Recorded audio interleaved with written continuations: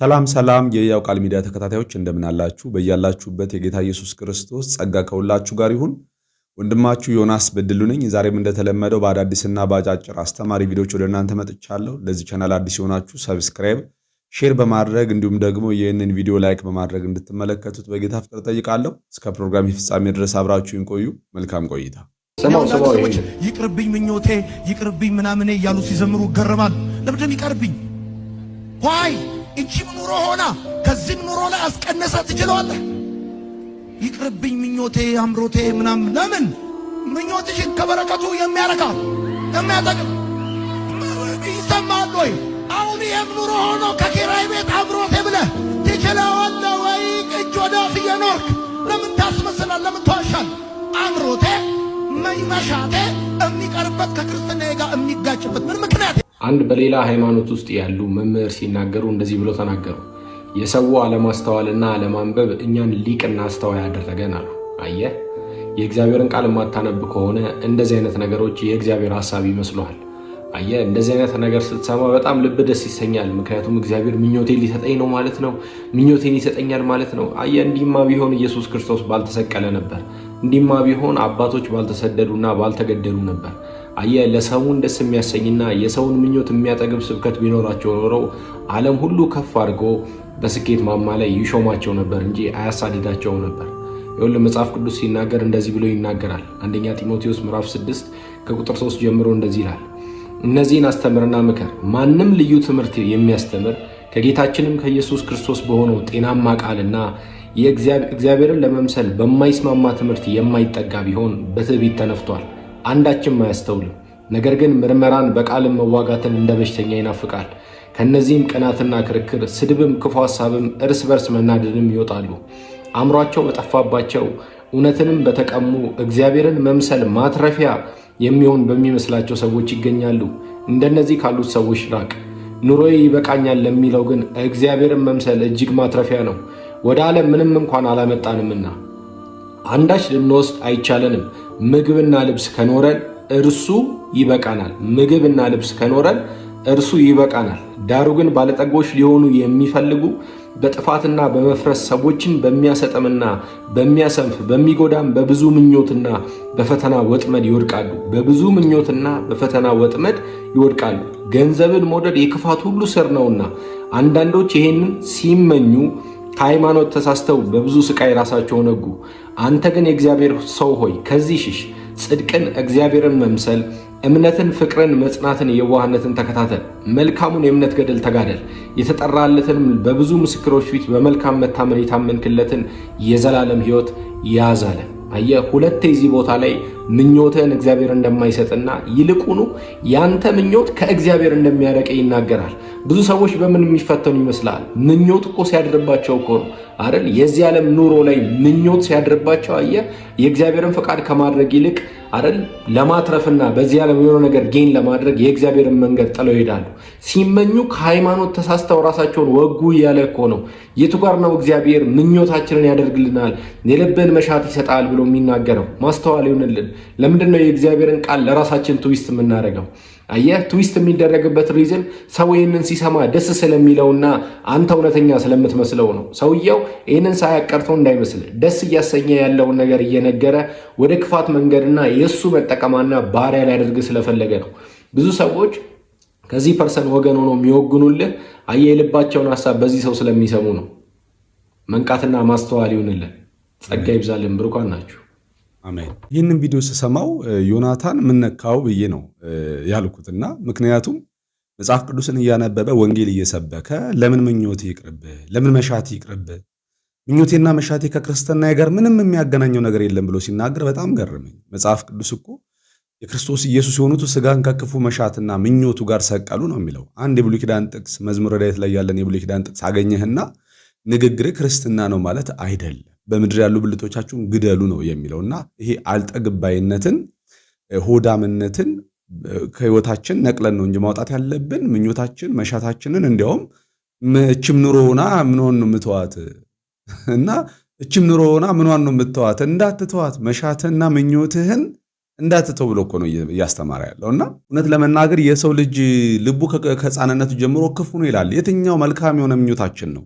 የትኛው መልካም የሆነ መሻታችን ነው ማንተው? ምክንያቱም እኛ የጌታን ነገር አናስብም፣ የጌታ ግን ነገር አንሻም። እኛ የራሳችንን ነገር ነው የምንመኘው አይደለ? ስለዚህ የራሳችንን ነገር የምንመኝ ሆነን ሳለ ስጋውያን ሆነን ሳለ መሻትን ምኞትን አትተወው ተብሎ አንድ ሰው በቸርች ውስጥ ወንጌል ሲሰበክለት ኦኬ ትክክል ነኝ ማለት ነው፣ አልተሳሳትኩም ማለት ነው ይሄን መመኘቴ ብሎ የስጋን አምሮቱና መሻቱን ለማሳካት አላስፈላጊውን እርምጃዎችን ይሄዳል ይራመዳል ማለት ነው። እና ይሄ የተወጋ ትምህርት ነው፣ ከቸርች ውስጥ መነቀል ያለበት ትምህርት ነው። እንግዲህ ለህዝባችንም ለአስተማሪዎቻችንም እግዚአብሔር ማስተዋልን ይስጥ። አሁን መቶ ሚሊዮን ይሰጣቸዋል ብንባል ምን ይረባናል? ሊረባ አለ ስጋ ስትሞት ትሞታለህ። አለቀ። ማሳያ ልስጥህ። ማይክል ጃክሰን በጣም ብዙ ብር ያለው ካንተ ቢሆን በጣም ብዙ ዝና፣ እኔ 100 ምናምን ዓመት ነው የምኖረው። ኦክሲጅን ቤቱ ያስገጠመ ለራሱ ዶክተሮች አሰጠነው የቀጠለ 50ኛ ዓመቱ ላይ ሞተ አይቀር። ምን ያጓጓሃል እዚህ ምድር ላይ ነገር? ሐዋርያው እንዲህ አለ፣ ለኔ እኮ አለ ብሄድ ነው ምርጫ ያለ። እንግዲህ ወንጌል ይሄ ነው። ወንድማችን በዓለም የነበረ አርቲስት የነበረ ብዙ ገንዘብ ያለው ብዙ ዝና ያለው ብዙ ዕውቅና ያለው ወንድም ነው። ነገር ግን ዛሬ ጌታ ሲበራለት ሁሉም ነገር ከንቱ እንደሆነ ተረድቶ በመድረክ ላይ እንደዚህ ያስተምራል። ነገር ግን በቸርች ውስጥ ያደጉ በሃይማኖት ቤት ያደጉ ወንጌል ገብቶናል የሚሉ አንዳንዶች ግን የሰውን መሻትና ምኞት ሲያገለግሉ አያፍሩ። እንደምናቶቼ መሻታችሁን ምኞታችሁን ከሚያገለግሉ ከክርስቶስ ጋር መሞታችሁን የሚያስረሱ የሞተውን አሮጌውን አዳማችሁን ትንሣኤ የሚሰጡት መሻታችሁን ምኞታችሁን ከሚቀሰቀሱ አገልጋይና አስተማሪዎች እንድትርቁ ወንድማዊ መልእክቴን አስተላልፋለሁ። እነዚህን ታዲያ ወንበዴና ጠንቋይ ማለታችን ስህተት ነው? አሁን ባንቺ ላይ በሽታን አዝዣለሁ። ይሄ ነው ስራቸው። እንግዲህ እውነታቸው ሲጋለጥ ባንቺ ላይ በሽታን አዝዣለሁ። አትችልም ለቀኩት። አትችልም። ኩላሊትን ህመም ባንቺ ላይ አስቀምጫለሁ። ዘላለም አዝዣለሁ። አይችልም አልኩህ። አይችልም የኔ አጭበርባሪ። ይሄ ነው እውነታችሁ ሲጋለጥ፣ ይሄ ነው እርግማን ነው ስራችሁ። በጌታ በኢየሱስ ስም ሰምታችሁታል። በሽታን አዝዣለሁ፣ የኩላሊት በሽታን አዝዣለሁ እያለ ይረግማታል ሴቲቱን ማለት ነው። ምን አይነት መንፈስ ውስጣቸው እንዳለ እኮ ነው ግራ ግብት የሚለኝ። የሚያነቡት መጽሐፍ ቅዱስ ደግሞ የትኛው መጽሐፍ ቅዱስ እንደሆነ ሲጀምር እነኚህ ነብይ ነን ብለው የሚነሱ ሰዎች እኔ 5 ፍሬ እንኳን የመጽሐፍ ቅዱስ ገጽ ያነበቡ አይመስለኝም። በቃ እንዲሁ በቸርች ውስጥ የሚደረገውን ልምምድ እንደ አንዳንድ አገልጋዮችን ተግባራት አይተው ያንን ነው ኮፒ የሚያደርጉት እንጂ ፈጽሞ መጽሐፍ ቅዱስን ማንበብ አይችሉም። ምክንያቱም ከውስጣቸው ጋር ስለሚቃወም ማለት ነውና ከመጽሐፍ ቅዱስ እውነት የራቁ ስለሆኑ ይህንን በግልጽ በመድረክ ላይ ሲናገሩ ሲረግሙ አያፍሩም ማለት ነው። እግዚአብሔር እንግዲህ ለእንደዚህ አይነት አገልጋዮች ማስተዋል ይስጥልን። እኔ ድሃ አልወድም የሚሉ ሰዎች አሉ። ሀብታም እንደዚህ በጣም የሚያሞቁ ሰዎች አሉ። ሀብታም ተይ እንጂ ከዛ በቃ እናንተ ቀበሌ ልትመጻደቂ። ለእንደሱ እግዚአብሔር ሀብታም አያደርግም በፍጹም። እንደዚሁ እየተመኛችሁ ቁጭ ብላችሁ እዛው ድመታችሁን ውሻችሁን እያሻችሁ ትቀራላችሁ። እንደዚህ የሚባል ነገር የለም። ይሄ መጽሐፍ የሚናገረው ለማካፈል፣ ለድሃ ለመራራት፣ ለምስኪኖች ለመድረስ፣ በጎደለ ለመሙላት፣ እግዚአብሔር ደስ የሚሰኝበትን ስራ ለመስራት፣ በእግዚአብሔር ፊት ሰርተን እዛ ለማስመዝገብ ርስት እንዲኖረን ሊረዱ ሊያካፍሉ ነው ምከራቸው የተባለ። ስለዚህ እግዚአብሔር ካበለጸጋችሁ ገንዘብ ሰርታችሁ ካገኛችሁ ለሌላ እናንተ ቀብራችሁ ትራስ አድርጋችሁት እንድትሞቱ አይደለም። በጣም ስለ እንደዚህ አይነት ነገር ሲወራ በጣም ደስ የሚለኝና ትዝ የሚለኝ የመጽሐፍ ቅዱስ ክፍል በአንደኛ ጢሞቴዎስ መጽሐፍ ምዕራፍ 6 ቁጥር 16 ላይ ሐዋርያው ጳውሎስ በዚህ ዘመን በአሁኑ ዘመን ባለጠጎች የሆኑ የትዕቢትን ነገር እንዳያስቡ ሁሉን አትርፎ በሚሰጠው በሕያው እግዚአብሔር እንጂ በሚያልፍ ባለጠግነት ተስፋ እንዳያደርጉ መከራቸው፣ ይልቁንም ደግሞ እንዲያካፍሉ እንዲረዱ በሚመጣውም ዘመን ለራሳቸው መዝገብን እንዲያከማቹ መከራቸው ይላል። ክብር ለኢየሱስ ይሁንና ያለን ወንድምና እህቶች ማካፈል እንድንችል እግዚአብሔር ጸጋውን ያብዛልን። ምክንያቱም ስንሰጥ ስናካፍል ዘር ስንዘራ እግዚአብሔር አምላክ በሚበልጥ በረከት ይባርከናልና የማብዛት ወይም ደግሞ የባለጠግነት ሚስጥሩ ማካፈል መከፈልም ነው። መጽሐፍ ቅዱስ የሚነግረን እንደዛ ነውና ጌታ ኢየሱስ ክርስቶስም ያለውን ማዕድ ትንሿን ቂጣና አሳውን ቂጣውን ሲቆርሰው ነው አይደለ የበዛው አካፍሎ እንኩስጧቸው ሲል የዛን ጊዜ መብዛት ጀመረና በማካፈል መብዛት ይሁንልን በሕይወታችን።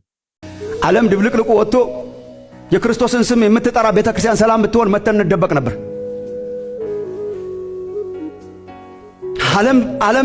ዓለም ተበላሽቶ ቤቱ ንጹህ ቢሆን መተን እንጠለል ነበር።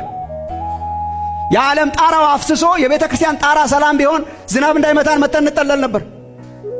ዘረኝነት እጁን አፍጥጦ ያለበት አንዱ ቦታ ቤተክርስቲያን ነው።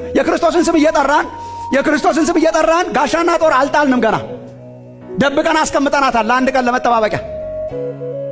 በሰላም አንድ ላይ የምንዘምረው ሰላም እስከሆነ ድረስ ነው። ትንሽዬ ልዩነት ሲገለጥ ብድግ ይላል፣ ይነሳብናል። የክርስቶስ ቤተክርስቲያን አብራ አራጋቢ ሆናለች፣ አጨብጫቢ ሆናለች፣ በአንዳንድ ቦታ መሪ ሆናለች። እኔ ስሰብክ አልደብቅም። ሁላችሁ እንደምታውቁት በሀገራችን ውስጥ ባለፉት ዓመታት በተደረጉ ፍጅቶች ውስጥ ክርስቶስን ስሙን የሚጠሩ በጣም ብዙ ሰዎች አሉበት። በማራገብ በማነሳሳት በጣም ዘግናኝ የሆኑ መድረክ ላይ የማይነገሩ ነገሮች አሉ።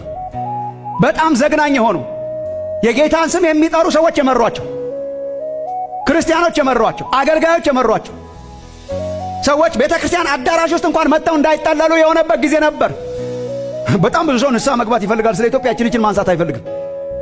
የቤተክርስቲያን አዳራሾቻችን ለሌላ ጎሳ የተዘጉበት ጊዜ ነበር። አልሰማችሁ እንደሆነ ተባረው ሲሄዱ የእንትና ጎሳ ስለሆኑ የተዘጉባቸው ጊዜ አልነበሩ። እርስ በርስ መተላለቅ በጣም አለ። ዘረኝነት በጣም አለ። ቤተክርስቲያን ውስጥ በጣም አለ። በቋንቋና በጎሳ ላይ የተመሰረተ በጣም አለ። በባህል ላይ የተመሰረተ አለ። ስቲል ጌታ ኢየሱስን ተቀብለን የኛ ሰው የምንለው አለ። ማለት አሳፋሪ ነገር ነው። አዲስ ሰው ሆነን ጌታን ተቀብለን ጌታን እየተከተልን ስቲል የኛ ሰዎች አሉ። እንትና እንዴት ናቸው? ደህና ነን። የኛ ሰው ናቸው አይደል? አዎ የኛ ሰው ስቲል የኛ ሰው አለ። አንዳንዱ በቤተ እምነት ነው። በቤተ እምነት ከፋፍለን ለይተን የክርስቶስን አካል በታትነታ እንዴት ነው እሱ ጌታን ያምናል? አዎ የኛ ሰው ነው። የኛ ቤተክርስቲያን ሰው ነው ማለት ነው። ይሻላል ሳስበው አሁን የባሰ አታምጣ ነው። የባሰ መጣና እቺን አስናቀን። ድሮ በቤተ እምነት ነበር። የእንትና ነው እሱ የእንትና ነው ወይስ የኛው ወገን ነው? አዎ የኛው ወገን። በቃ ጌታ ይመስገን ነበር። አሁን ከቤተ እምነት አልፎ በዘርና በቋንቋ ሆኗል፣ በቀለም ሆኗል፣ በአብሮ አደግነት ሆኗል፣ በአካባቢ ሆኗል። አዲስ ሰው መሆናችን የገባን አልመሰለኝም። እኔ የተሻሻልን የድሮው ተሻሽሎ ነገር ነን መሰለኝ። አዲስ ሰው መሆናችን እርግጠኛ አይደለሁም። ስቲል ቤተክርስቲያን ውስጥ በጣም ብዙ የሚያሳዝኑ ነገሮች አሉ። ስለዚህ መፍትሄው ወንድሞቼ እናቶቼ ወደ እግዚአብሔር ቃል መመለስ፣ እግዚአብሔር ናችሁ ያለንን መሆን ነው። ይሻላችኋል። አንድ ቀን እንዳናፍር። እግዚአብሔር ነህ ያለኝን ኖሬ ካለፍኩ ይበቃኛል። ሰው ላይ መርጠው ይችላል፣ ሰው ላይ ወደው ይችላል። በሰው ዘንድ ያስጠላችሁ ይሆናል። በጎሳችሁና በቋንቋችሁ ያስገፋችሁ ይሆናል። በሰዋችሁ ያስገፋ የኔ ነው የሚሏችሁ ሰዎች ይገፋችሁ ይሆናል። የኢየሱስ ወገን ሆኖ ማለፍ ይሻለናል። ከሱ ጋር ወግነን የእግዚአብሔር ቃል ናችሁ የሚለንን ሆነን የእግዚአብሔር ቃል ናችሁ የሚለንን ሆነን ለፈውስ ሆነን ለታምራት ሆነን ማሰብ ትችላላችሁ። መጠለያ ብትሆን ቤተክርስቲያን የተንገላታ መጥቶ የሚያርፍባት፣ የተገፋ መጥቶ የሚያርፍባት፣ ፍቅር የሚያገኝባት ቋንቋው ሳይጠቀስ ቀለሙ ሳይጠቀስ የት ነበርክ ሳይጠቀስ አስተዳደጉ ሳይጠቀስ ቀለሙ ሳይጠቀስ የሚታቀፍባት፣ ወንድሜ የሚባልባት፣ አዲስ ሰው የሚባልባት። መፍትሄው ምንድነው ካላችሁ ወደ እግዚአብሔር ቃል መመለስ ነው። ዋው የሚገርም መልእክት ነው ወንድማችን ዶክተር ማሙሻ ፋንታ ያካፈለን። እውነት በእንደዚህ አይነት አመለካከት ውስጥ ያለን እግዚአብሔር ይፈውሰን። መጽሐፍ ቅዱስ አይሁዳዊ የለም የግሪክ ሰው የለም ይላል። ባሪያ ጨዋ የለም፣ ሁላችን በክርስቶስ ኢየሱስ አንድ ሰው ነን፣ ማንም በክርስቶስ ቢሆን አዲስ ፍጥረት ነው ይላልና ወንድማችን እንዳለው እያንዳንዳችንን እግዚአብሔር እኛን በሚያውቅበት እውቀት እርስ በርሳችን መታወቅ ያስፈልጋል። እግዚአብሔር የሚያውቀን በክርስቶስ ነው። እግዚአብሔር የሚያውቀን አዲስ ፍጥረት አድርጎ ነው። ለያይቶ አያውቀንም። ልክ እንደዚሁ እኛ ደግሞ ማንንም በስጋ ማወቅ የለብንም። ክርስቶስ በስጋ እንደማናውቀው ሁሉ እኛም ደግሞ በክርስቶስ ነው ልንተዋወቅ የሚያስፈልገው። ይህንን በሽታ ከምድራችን ላይ ከቸርቻችን ውስጥ እግዚአብሔር ይንቀልልን። ለዛሬ ያዘጋጀውላችሁ ቪዲዮ ይህንን ይመስላል። በሌላ ቪዲዮ እስክንገናኝ ድረስ በያላችሁበት ጸጋ ከሁላችሁ ጋር ይሁን። ሰላም